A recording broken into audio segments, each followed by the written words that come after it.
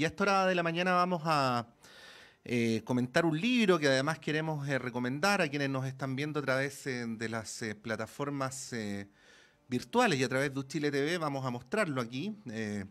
Es la última obra del sociólogo Alberto Mayol, cuyo título es El abismo existencial de Occidente. Tenemos a Alberto para conversar sobre este tema, quien entre muchas otras actividades es también conductor de esta radio, del programa La República de las Letras. Así es que, Alberto, en casa, buenos días, gracias por poder tener esta conversación a esta hora de la mañana.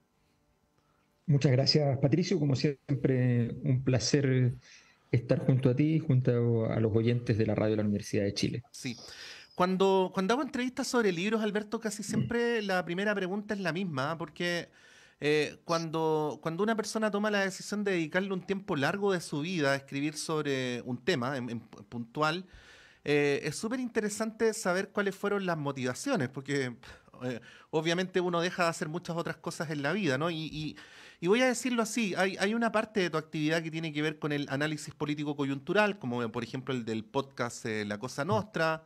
Hay otros libros que tienen que ver con fenómenos y ya ahí hay una mirada distanciada, como por ejemplo el derrumbe del modelo. Pero este ya no analiza ni coyunturas ni fenómenos, sino que analiza una época completa, ¿no? Que es lo que está ocurriendo con el tiempo actual y en particular en Occidente. ¿Por qué subir ese otro peldaño, ¿no? Para mirar todavía de más arriba la vida cotidiana, lo voy a decir así, a la época que nos toca vivir. Claro, lo que pasa es que eh, la verdad es que eso tiene mucho que ver en realidad con la base con la que yo trabajo los temas. Mi base es una investigación que realicé hace muchísimo tiempo, donde fui construyendo herramientas para análisis de transformaciones sociales. Hay un conjunto de temas en las ciencias sociales que son temas que decimos así en ciencias sociales son amorfos, ¿no? Y esos temas me han siempre resultado muy apasionantes porque significa construir herramientas conceptuales, metodológicas de distinto tipo. Y, cuando trabajé sobre las transformaciones sociales, justo vino un proyecto de investigación en Chile que nos ganamos cuando yo llegué a la Universidad de Chile, en ese entonces, en el 2008, que era un proyecto Milenio, y en ese proyecto Milenio había una etapa cualitativa y nos encontramos con un conjunto de cosas que a mi juicio revelaban que venía un gran proceso de transformación de Ujú, acuerdo a lo que yo venía trabajando como modelo. Entonces, entré en la coyuntura por eso. Yo ujú. no entré en la coyuntura por la coyuntura, Ajá, entré sí. porque estaba aplicando mi modelo. Y ese mismo modelo es el que siguió trabajando en el tiempo y he ido perfeccionándolo, según yo al menos. Ujú. y, pero en general las publicaciones que voy haciendo tienen más que ver con las coyunturas porque efectivamente los otros son trabajos más lentos. Pero hace como 6 7 años yo empecé a aplicar ese modelo para entender los fenómenos de la globalización. Ujú. Y luego me di cuenta que en realidad la globalización era un fenómeno que era acotado de un fenómeno más grande. Y ahí es donde empiezo a sospechar que quizás el concepto que debemos ocupar es un concepto medio venido a menos, Ujú. que es el concepto de civilización, retomarlo, porque en general cuando decimos Occidente no pensamos en la civilización occidental, Ujú. pensamos en un conjunto de países, Estados Unidos, Canadá, Europa, Japón, Australia, Nueva Zelanda. Eso es Occidente para el mundo. Nosotros en Latinoamérica nos sentimos occidentales, pero a nadie le importa. Ujú. Entonces, Sí. entonces se piensa geopolíticamente. Entonces dije, ¿qué pasa si empiezo a ocupar la herramienta conceptual de la civilización occidental y analizo a partir de eso los fenómenos?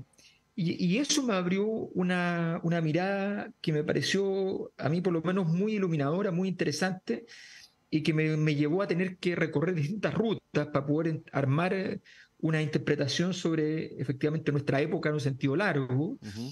sobre el posmodernismo, sobre la guerra, sobre la conversión de Europa en un hotel con museos, Ujú. digamos. Ujú.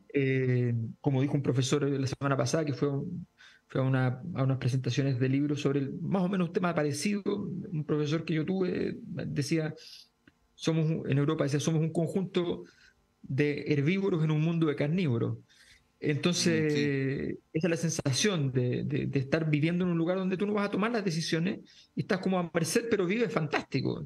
Y eres Sí. un herbívoro que sobrevive maravillosamente, pero estás en esa situación. Entonces, me parecía interesante meterme en eso y la verdad es que otorgó una serie de posibilidades interpretativas bien importantes. Ahora, conectémoslo vamos como de lo micro a lo macro, Alberto. Bueno, Alberto fue durante muchos años panelista de esta radio. De hecho, tuvimos ahí, Alberto, hartos años los martes de Mayol, ¿te acuerdas?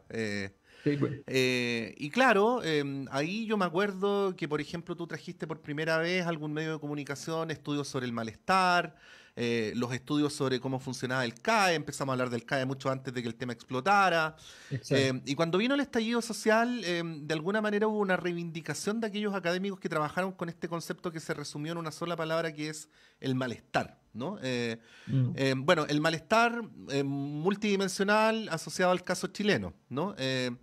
Mm. Pero ahora uno mira todo tipo de fenómenos donde, por ejemplo, una persona estándar de cualquiera de estos países que tú nombrabas y de otros como los nuestros se puede sentir incómodo con la presencia de los migrantes, ¿no? O se puede Mm. sentir incómodo con los vaivenes de la economía, o se puede sentir preocupado por el avance de la guerra, o se puede sentir preocupado porque la sociedad es cada vez más diversa y cada vez menos homogénea, en fin.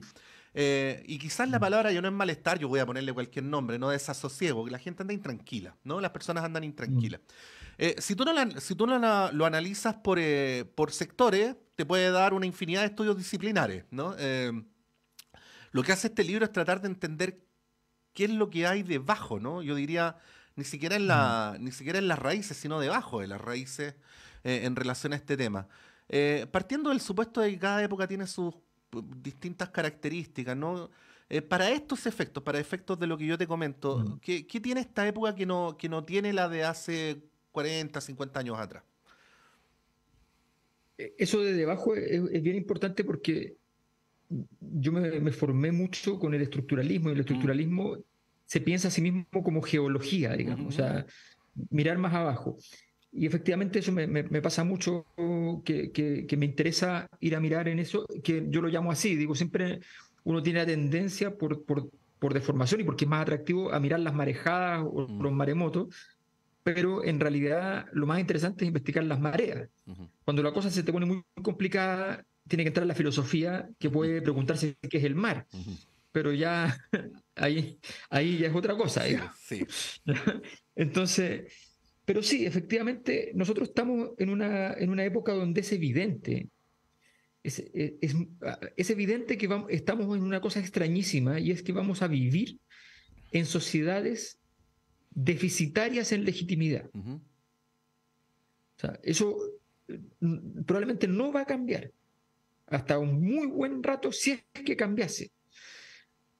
Básicamente porque cuando tú dices el desasosiego es una buena palabra, porque la verdad es que el malestar se resume en una cosa muy sencilla y es que es una experiencia, es la sensación de que la experiencia social carece de sentido.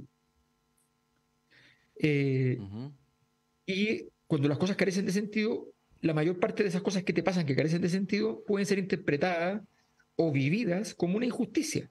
ujú. Entonces, obviamente eso produce malestar, pero además malestar porque no solamente porque te da rabia la injusticia, sino porque además no entiendes el mundo en que vives, que es una cosa horrorosa. Y por lo tanto no sabes con quién desquitarte tampoco, ni cómo articular políticamente tu estado de ánimo. Mm, Exactamente. mm, Y entonces tampoco sabes cuáles son tus puntos de referencia políticos mm, y al final necesitas como resúmenes ejecutivos de cada cosa para poder tomar una decisión rápida y al final sigues lo que pasa finalmente es que sigues lo que te diga el último espectáculo del sistema. mm, Lo que te diga, o sea, tu definición ética parte del último evento estilo Shakira Piqué, digamos. ujú. ¿No? Y ese es el momento en el cual tú fijas posiciones que cambiarán en el siguiente evento casuístico. Entonces, es una situación obviamente abrumadora, abrumadora. Y tiene que ver también con el hecho de que nosotros estamos, y esto va en aumento con mucha claridad, o sea, los Ujú, datos son espectaculares, o sea, en el último proceso de malestar social hubo grandes protestas en casi 70 países que son un tercio de los países del mundo, ujú, al mismo tiempo prácticamente, el mismo año. ujú, Entonces es muy fuerte ese proceso y yo creo que nos cuesta entender que la velocidad de la sociedad actual, que las dinámicas financieras, que el hecho de que nosotros, el tema de los migrantes, por ejemplo, los migrantes producen una experiencia muy compleja de absorber por parte de la sociedad. Ujú. Y no obstante, en general, no es verdad el problema. No, po. O sea, No, po. no es verdad. O sea, por ejemplo, hablaba el otro día con un académico acá que fue director del Instituto Elcano, que es un instituto muy grande, y decía, todos los datos que nosotros tenemos respecto a analizar así qué consecuencias problemáticas ha generado la migración, ninguna, Mm, ninguna. ujú. ¿Ah? Pero tu experiencia social se hace compleja porque tú sientes que hay una amenaza concreta que simboliza todo el conjunto de amenazas sistémicas, en el fondo. Ujú. Pero las cosas que te están pasando a ti, te están pasando de manera sorda, no se escuchan, no se oyen, no las ves. Ujú. Y esa complejidad de la experiencia social, entonces, es lo que estamos pasando y al final, entonces, todo es un espectáculo. Entonces, hago todo un análisis, por ejemplo, de estos atentados a los cuadros, ¿no? Sí, Entonces, sí. que es muy interesante porque atacan a los cuadros, pero después empezaron a atacar autos, que tiene más sentido porque los autos contaminan, efectivamente, los cuadros no. Pero resulta que a los autos nunca los atacaron realmente, sino que hacían manifestaciones alrededor del auto, pero al cuadro sí. Entonces es una cosa que tú dices, bueno, esto, ¿qué sentido Sí. tiene? ¿Cuál es el significado de esta acción? Sí. Estamos conversando a esta hora de la mañana con Alberto Mayola a propósito de su nuevo libro, El abismo existencial de Occidente. Es evidente que solo vamos a alcanzar a dar algunas pinceladas para recomendar la lectura del libro. Alberto, de lo que a priori se plantea, obviamente en el libro queda más claro, pero de lo que a priori se plantea, por ejemplo, en esta entrevista, podría llegar a creerse, lo digo hipotéticamente, que frente a la envergadura del problema y frente a la inevitabilidad del fenómeno, la política tendría poco que hacer, ¿no? Pero sin embargo, no es tal, o tiendo a pensar que no es tal. Lo que sí parece cierto es que hay una tendencia de las derechas, especialmente las más extremas, a responder mucho mejor al planteamiento que tú hacías de la necesidad de las personas de tener resúmenes ejecutivos, ¿no? O reducir todos los problemas a un tweet que te haga por último estar más tranquilo respecto a por qué ocurren ciertas cosas, aunque ese tweet sea una mentira de principio a fin, ¿no? Mm. Mientras, tú sabes, existe un cuestionamiento transversal en esto que tú describes como Occidente, a izquierdas que tienden a elitizarse, ¿no? Que tienden a hablar desde autores, que tienden a empezar a utilizar lenguajes que para la gente resultan incomprensibles, como por ejemplo se ha ejemplificado mucho la retórica del apruebo, ¿no? Mm.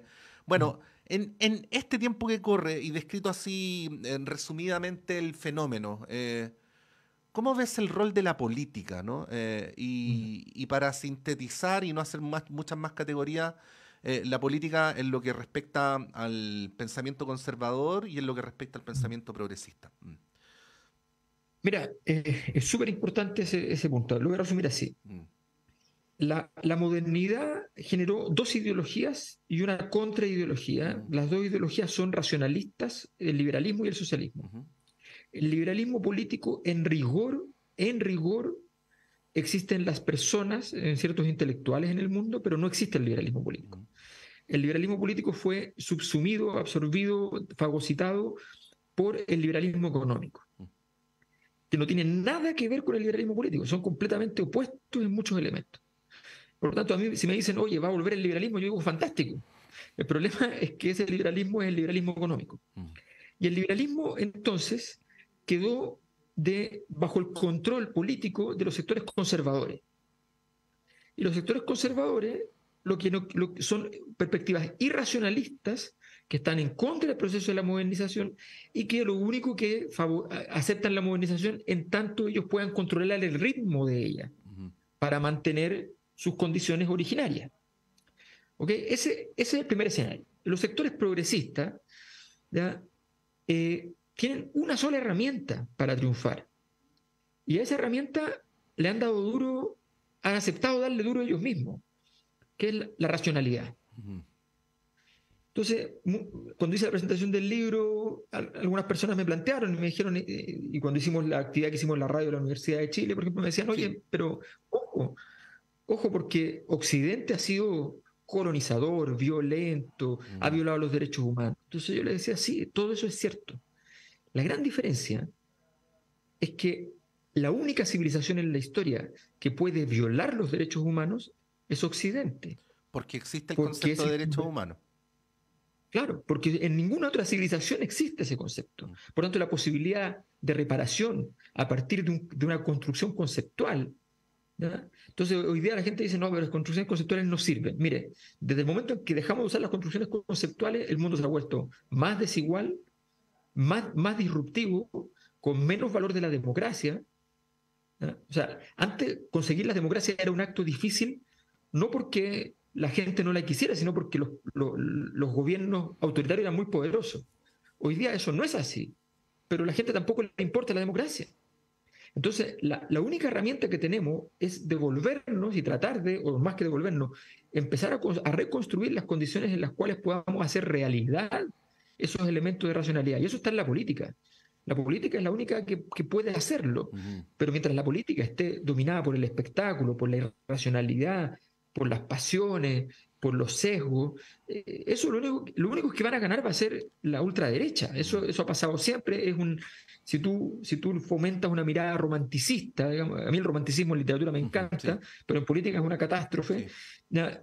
Entonces, ese es un gran tema. Yo creo que la política hay que reivindicarla, hay que ser capaz, ahora, no reivindicarla en el sentido discursivo, hay que demostrar que funciona, que se puede hacer política adecuadamente, porque si tú dices, no, es que hay que volver a la política, entonces la gente dice, esto es lo que quieren es que haya más plata para los políticos. No.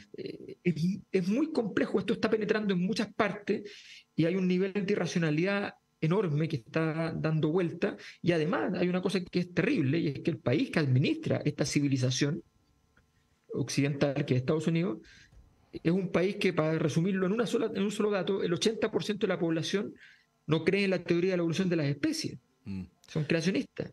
Alberto, nos quedan 2 minutos y no podemos atrasarnos porque después viene Antonella, Sí. ¿ya? No, Por favor. Pero bueno, el rol del espacio mediático en esto, que en mi opinión es un espacio que está capturado, y cuando uno dice esto, inmediatamente lo miran con cara de que tiene como pensamientos coercitivos o de supresión estatal o cosas por el estilo, pero el rol del espacio mediático en esto, lo voy a decir así a propósito de desasosiego, ¿ah? Tú prendes un noticiario y entre secuestros, descuartizamientos, accidentes, portonazos, no te dan ganas de salir a la calle.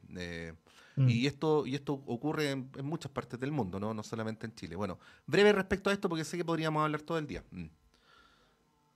Bueno, eso es un elemento muy importante y tiene que ver fundamentalmente con la pérdida de la importancia del lenguaje. A ver, nosotros tenemos dos formas fundamentales en Occidente, como históricamente, se construyeron dos grandes rutas de incorporación de conocimiento, dos rutas cognitivas. Una ruta es la más larga, más extensa, que es la ruta del lenguaje convertido luego en razón, el logos y la razón. Y esa ruta aparece una competencia que en principio era súper complementaria, que es la configuración de un espacio visual occidental después del surgimiento de la Mm. perspectiva Mm. pictórica en el Renacimiento. Y esa mirada que era complementaria se fue transformando con las pantallas, con la televisión, en una mirada estrictamente de espectáculo. Y, y entonces nuestra realidad tiene que conciliar lo que aprende por la mirada del espectáculo y por la mirada de la razón. Y en esa conciliación, el ahorro, la facilidad, la simplicidad de ver las cosas a partir de la imagen es enorme. Entonces nos hemos ido quedando ahí porque justamente estamos buscando esta respuesta. Mira, en el fondo nosotros estamos cayendo en una trampa. Tenemos que construir una imagen de nuestro mundo y construirla nos resulta muy difícil. Ujú. Y entonces usamos respuestas tribales para problemas de sociedades Difícil. Ujú. complejísimas. Entonces, frente a eso, la imagen lo resuelve todo. Entonces, ves a alguien con cara de delincuente, es delincuente. Ves a alguien que hizo un gesto atribulado, tiene miedo. Ves que alguien... Listo. Y eso construye agenda política. Y eso construye... Bueno, esa es una trampa mortal. Aquí nosotros tenemos que ser capaces de poder incorporar, y por eso las universidades son tan importantes, y por eso los espacios de medios de comunicación de este tipo son tan importantes, y por eso yo creo que es tan importante que las universidades hagan un trabajo mucho más mancomunado para poder desarrollar eso en un país que yo creo que efectivamente está capturado por la facilidad de la comprensión de los fenómenos. De ahí los intereses, por supuesto, los intereses van a correr a jugar ese partido. Hay que tratar de jugar otro. Bueno, da para mucho recomendar altamente este libro, El abismo existencial de Occidente. Según cierto matutino, ya está entre los más vendidos de no ficción, y no voy a decir nada sobre los otros, pero si uno mira la lista, yo elegiría este.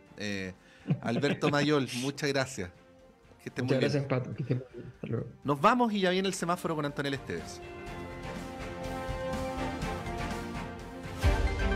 El Departamento de Prensa de Radio Universidad de Chile presentó primera edición de Radioanálisis, lo más relevante de cada jornada informativa, con noticias, comentarios, análisis y entrevistas en una transmisión en línea con las radios que piensan. UFRO, Universidad de la Frontera de Temuco, Radio Universidad de los Lagos de Osorno, 90.1 FM, Radio Universidad Austral de Valdivia, El Periódico.cl de Temuco y la Araucanía, Radio UTA, 95.9 FM de la Universidad de Tarapacá, Región de Arica y también Parinacota, Radio Placeres, 87.7 FM de Valparaíso, Radio Talcahuano, Radio Universidad de Antofagasta, 99.9 FM, Diario TV Canal 5.cl de la región de los ríos y de los lagos, Radio UNAP, 101.9 FM de la Universidad Arturo Prat, región de Tarapacá, Radio Quinta, 106.6 FM de Quinta Normal, Radio Ricalma, 107.9 FM de Icalma, región de la Araucanía, Radio Atlanta FM de Antofagasta, canal de televisión R2 TV de las comunas de Mejillones y Taltal, Radio Tricahues.cl de Montepatria, Radio Comunitaria Extremo de Reñaca Alto, 96.1 FM, Radio Extremo de Viña del Mar, 96.1 FM, Radio Cañagual FM Online, desde Panguecillo, comuna de Salamanca, provincia de Choapa, Radio Olmué Online, Radio Juan Gómez Millas de la Universidad de Chile, Radio Universidad de Chile, 102.5 FM y el diario electrónico radio.uchile.cl. Producción Tania González. Edición Diana Porras. Editora general Montserrat Rolano. Dirección